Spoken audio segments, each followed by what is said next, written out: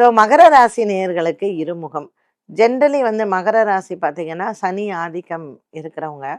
இதில வந்து நான் உண்மை விளம்பி அப்படின்னு சொல்றவங்க வந்து இந்த திருவோண நட்சத்திரக்காரர்கள். உத்திராடம் எப்படி அப்படின்னு கேட்டிங்கன்னா, நல்லா பேசுவாங்க. எல்லார் இடத்துலயும் நல்லா இருப்பாங்க. ஏமாறுவாங்க. அம் அதாவது தாங்க வந்து ரொம்ப புத்திசாலின்னு நெனச்சுக்கிட்டு, இந்த படிச்ச முட்டாள் அப்படின்னு சொல்லுவோம் பார்த்தீங்களா? அந்த மாரி இந்த உத்திராட நட்சத்திரக்காரர்கள் எல்லாம், எல்லாம் தெரியும். உலக அறிவு எல்லாமே தெரியும். ஆனா, இவங்க போய் எங்கேயாவது ஒரு நல்ல மனசு, இல்ல இளகுன மனசு அப்படின்னு சொல்லலாம், எங்கேயாவது ஏமாந்துருவாங்க. ஸோ, ஒரு புத்திசாலித்தனமான ஒரு முட்டாள், இந்த உத்திராட நட்சத்திரக்காரர்கள். திருவோணம் எப்படி அப்படின்னா, நான் ஸ்ட்ரெய்ட்டுப்பா, நான் ஸ்ட்ரெய்ட் ஃபார்வர்ட் அப்படின்னு சொல்லி அவங்க வாழ்க்கையில கோட்ட விட்டவங்க எத்தனையோ பேர் இருப்பாங்க. அவிட்டம் நட்சத்திரக்காரர்கள் வந்து கொஞ்சம் சுயநலவாதிகள் அப்படின்னு சொல்லலாம். தன்னுடைய வேலைகள், தன்னுடைய அவங்களும் வந்து சோஷியல் ஒர்க்கர்ஸா இருப்பாங்க. பட் தனக்கு லாபமா அப்படின்னு பார்த்துக்கிட்டு, இந்த அவிட்ட நட்சத்திரக்காரர்கள் இருப்பார்கள்.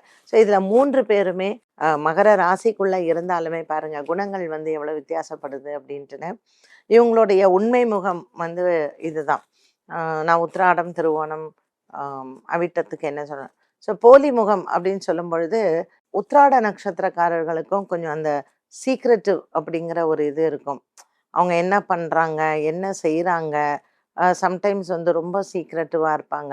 திருவோண நட்சத்திரக்காரர்கள்ட்டயும் அது உண்டு.